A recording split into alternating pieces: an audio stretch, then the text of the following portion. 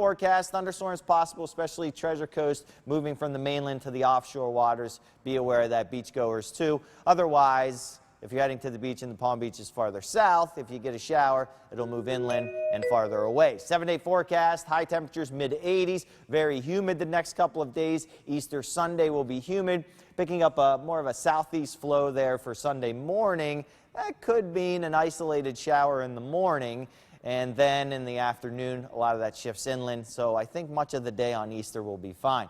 Mid-80s on Monday, but thunderstorms there, maybe a little bit less humid on Tuesday, and then we'll crank up the wind mid to late week.